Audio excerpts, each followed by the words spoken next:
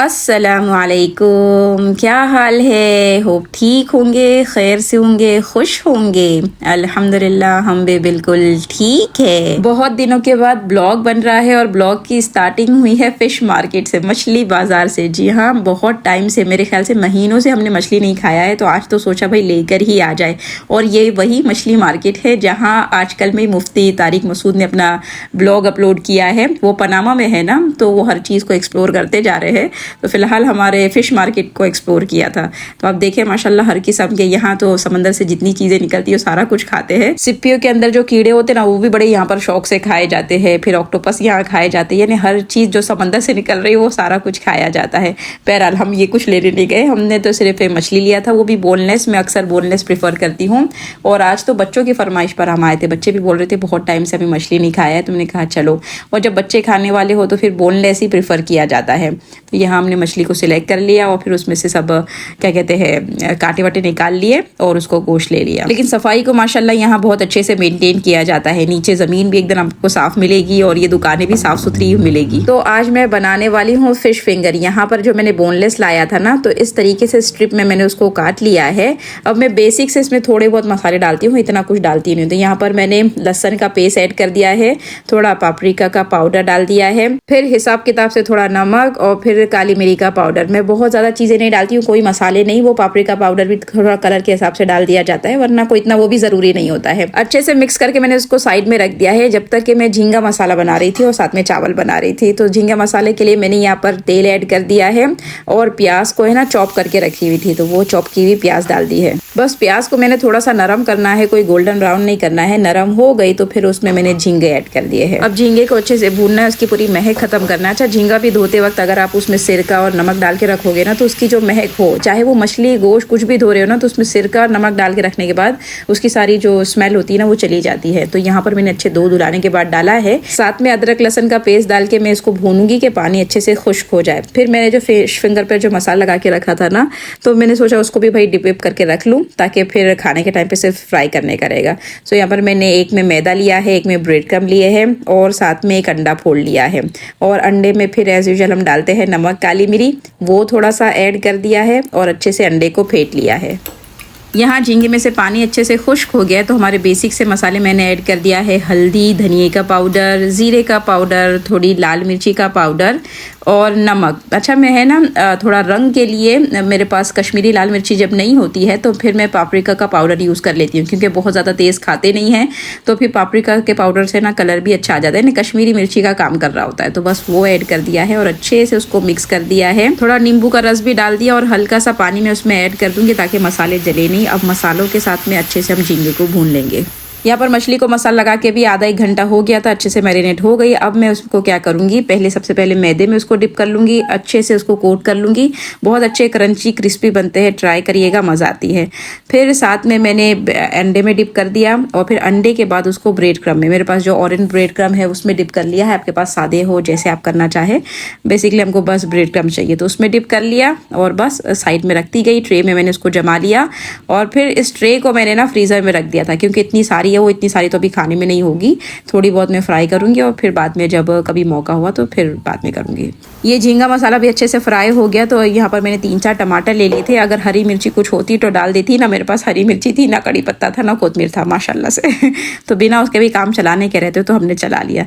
यहाँ टमाटर डाल दिए हैं, बस टमाटर को भी अच्छे से भून लेंगे और हमारा झींगा मसाला तैयार हो जाएगा। जब टमाटर का पानी अच्छे से खुश्क हो गया तो आप अपने हिसाब से थोड़ा ज़्यादा कितना पानी चाहिए देख ले। मैं तो भुना बना रही थी, तो बस थोड़ा सा पानी ऐड कर दिया है और हमारा झींगा मसाला बिल्कुल डन है खाने के लिए। यहाँ पर मैं फिश फिंगर के साथ में थोड़ा सा सॉस तैयार कर रही थी। उसके लिए मैंने मायोनीज ऐड कर दिया है, थोड़ा सा sweet and chilli sauce add कर दिया है, साथ में थोड़ा लेमन ऐड कर दिया है और फिर थोड़ा सा अगर आपको चाहिए चिली सॉस तो वो ऐड कर। बस ये चारों चीज़ को डाल के अच्छे से मिक्स कर दिया। इतना अच्छा लगता है। साथ में ये कोई भी चिकन नगेट्स हो, किसके भी साथ खाओ, ये हल्का सा मायोनीज में 2-4 चीज़ें मिक्स करके बना लो, मज़ेदार सी चीज़ बन जाती है।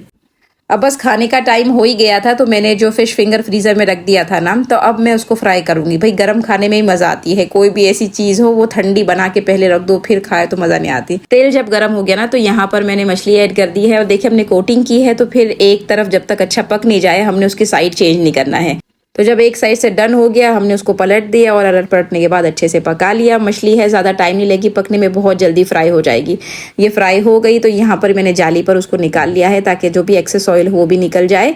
और बड़े मज़ेदार से हमारे फ़िश फिंगर बन के तैयार हुए। तो बच्चों ने तो बस यही फ्राइड फ़िश और मायोनीज़ खाया है, उन्होंने झींगा और चावल तो खाया ही नहीं है। तो उनकी फरमाइश पे बनाया गया था। ज़रूर ट्राई करिएगा और बताइएगा कि कैसा बना। अच्छा, बहुत दिनों से ना ब्लॉग शेयर नहीं हो रहे हैं क्योंकि माशाल्लाह से हज के वीडियो बनाने में थोड़ी बिजी चल रही हूँ। अभी भी इंशाल्लाह 1-2 वीडियो बाकी है, वो हो जाएंगे तो इंशाल्लाह फिर हम बैक टू नॉर्मल रूटीन पर आ जाएंगे। तो आप सबको माशाल्लाह पता था कि हज की थोड़ी तैयारी चल रही है, वहाँ का सफ़र है, तो जाने से पहले के भी कुछ काम होते हैं ना, तो ये सबसे ज़्यादा ज़रूरी काम था कि हम सफ़र पे जा रहे हैं। तो उससे पहले हमने सोचा भाई बच्चों को भाई कहीं घुमा फिरा कर लेकर आ जाते हैं। और पनामा मेरे ब्लॉग को आप इतने टाइम से देख रहे हैं, तो हमारे यहाँ घुमाने के लिए क्या चीज़ होती है, बीच ही होता है। सो बस हम बीच हाउस पर आ गए थे और भाई की फैमिली भी साथ में आई थी। सैटरडे हम आए हैं और संडे हमने वापस जाना था, लेकिन आए हैं तो देखे पनामा घूमने जाने का यही एक ये है कि जब भी आए तो साथ में सारा कुछ खाना पीना लेकर आए। तो यहाँ मैंने बिरयानी और फिर थोड़ा केक और ब्राउनी और खमन तो ऑर्डर से मंगवा लिया था। तो ये सब दोपहर में हमने लेकर आ गया था पूरा, ताकि बच्चे खाते भी जाए, एंजॉय भी कर ले। घूमने का दूसरा नाम अगर बोला जाए मेरे हिसाब से तो उसका मतलब है खाना। तो ये सब तो ज़रूरी चीज़ें है ना। सो ये सब खा पी के हम मज़े कर रहे थे। फिर 4 बजे के टाइम पे हम बच्चों को लेकर आ गए थे बीच, और पानी भी माशाल्लाह काफ़ी ज़्यादा स्टेबल था। होता है ना बहुत बड़ी बड़ी लहरें आ रही है कि नहाने में यानी भीगने में परेशानी हो रही हो, तो अल्लाह का शुक्र ऐसा कुछ नहीं था। तो हम बहुत रिलैक्स होकर बच्चों ने मज़े किए हैं। और हनाना पानी से ज़्यादा पानी के बाहर इंजॉय करती है, उसको ये रेती वेती में खेलना और फिर घर वर बनाना उसको बड़ी मज़ा आ रही होती है। तो वो यहाँ पर अब अपने मज़े कर रही होती है, मैं भी उसके पास ही बैठ जाती हूँ। आप लोग बताइएगा आपकी फैमिली के साथ में आप किस जगह पर जाकर एंजॉय करना ज़्यादा पसंद करते हैं। अगर हमारी फैमिली की बात की जाए तो माशाल्लाह हम तो बीच हाउस ही को प्रिफर करते हैं। ठंडी एरिया में भी जाते हैं कभी कभार हिल स्टेशन पर बीच हाउस हमारा पहला ऑप्शन होता है। तो बीच में नहा वहा कर आ गए हैं वापस से घर, और यहाँ पर बनाने रखे हैं चावल, साथ में बच्चे खाते हैं पास्ता वाला सलाद, तो वो बन रहा था। और फिर बारबेक्यू की मुर्गी तैयार की जा रही थी। ये बड़ा अच्छा होता है यहाँ कि हमारे यहाँ जो मर्द हजरात होते हैं ना वो ये सेशन संभाल लेते हैं, हमको इसमें कुछ मगजमारी करनी नहीं होती। वही यानी यहाँ पर हमको सेक सेक के देते जाते हैं और हम लोग गर्मा गर्म खाते हैं। तो ये देखिए कितना अच्छा माशाल्लाह से लग रहा था। बच्चे कच्चे, अम्मी और भाई और पूरी फैमिली एक साथ बैठ के खा रही है, एंजॉय कर रही है। तो अल्लाह का बड़ा फजल और करम है कि अल्लाह ने मोहब्बत को बाकी रखा है और इस तरीके से भी मूवमेंट मिल जाते हैं एंजॉय करने के लिए। रात में जागना हमारे लिए पॉसिबल तो नहीं है, लेकिन कभी कभार चलता है। तो हम 12 बजे तक जागे हैं। यहाँ पर हमने मिल्क शेक, बच्चे बनाते हैं आइसक्रीम का शेक, तो वो बना के लाए बच्चों ने। सो बड़ा अल्लाह का शुक्र, मज़ा आया। फिर दूसरे दिन की सुबह ही और मेरे मोबाइल में एक मैसेज था, मैं आपको वो थोड़ा सुनाती हूँ। मेरी आपा का आपको पता होगा ना, मैं हज में जा रही थी तो उनका मैसेज आया हुआ था कि वो भी आने वाले हैं। सो सुबह सुबह मैंने जब फ़ोन खोला तो उनका ये मैसेज था। आज इंडिया में हज कमेटी की तरफ से ना हज हाउस में वो रखी हुई ट्रेनिंग सुबह से लेकर शाम तक। आपकी आवाज आ रही है? यहाँ हम लोग को लंच ब्रेक में ना आपकी वीडियो चलाई जा रही है माशाल्लाह, आप दिख रहे स्क्रीन पे। ये मैसेज सुनने के बाद मुझको इतनी खुशी हुई कि अल्लाह आपका कितना बड़ा करम है, कितना शुक्र है कि आपने मेरे को इस काबिल समझा, मेरी वीडियो को इस काबिल समझा कि इतने हाजियों के लिए उसको यूज़ किया गया। फौरन फिर मैंने अल्लाह से दुआ भी की कि अल्लाह देखे इतने हाजी देख रहे हैं और उसको फ़ायदा भी हासिल हो रहा है, लेकिन अगर आपने कबूल नहीं किया तो मेरे लिए कुछ काम का नहीं है। यानी लोग तो थोड़ी देर वाह वाह कर लेंगे और फिर ख़त्म हो जाएगा, लेकिन असल जो है वो अल्लाह का कबूलियत का दर्जा बख्शना है। अगर अल्लाह ने कबूल किया और लोगों ने भले उसको कबूल नहीं किया तो उससे फ़र्क नहीं पड़ता, लेकिन पूरी दुनिया भी अगर आपको कबूल कर ले लेकिन अल्लाह ताला उसको कबूल नहीं करे तो उसका कोई मतलब नहीं आया।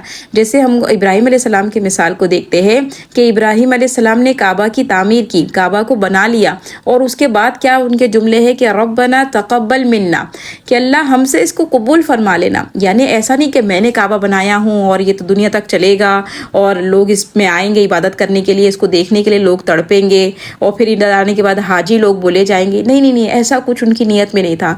हालांकि उनको एक टाइम था कि लोगों ने कितना बैड कमेंट पे पास किए थे, ख़राब जुमले उनको बोले गए हैं, लेकिन आज अच्छा काम करने के बाद भी वो अल्लाह को कह रहे कि अल्लाह आप कबूल कर लेना। क्योंकि लोग तो कभी भी कुछ भी कमेंट कर देते हैं। लोग अगर पूरी दुनिया आज आपको अच्छा बोल रही है, बुरा बोलने के लिए सेकंड भी नहीं लगाएगी। आप एक हरकत कर दो छोटी मोटी कुछ भी, लोगों को बहाना चाहिए होता है और फिर बुरे कमेंट फ़ौरन कर देगी। इसी तरह आप कुछ लोग बुरा आपको बोल रहे हो और आप कुछ भी हल्का सा अच्छा कर दो, फिर लोग तारीफ़ करना शुरू हो जाते हैं। फेमस हो गए तो बोले तारीफ़ करना शुरू हो जाओ।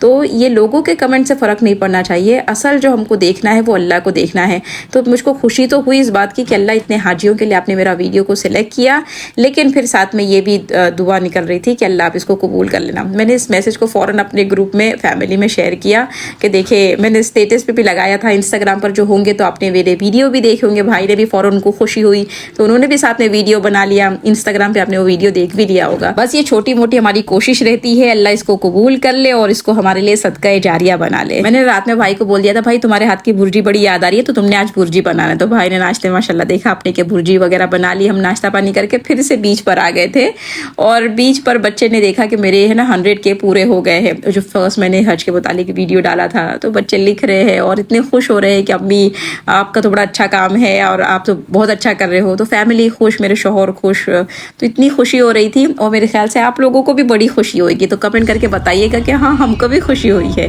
तो बस दोपहर का खाना पीना खाकर हम आ गए थे घर पर।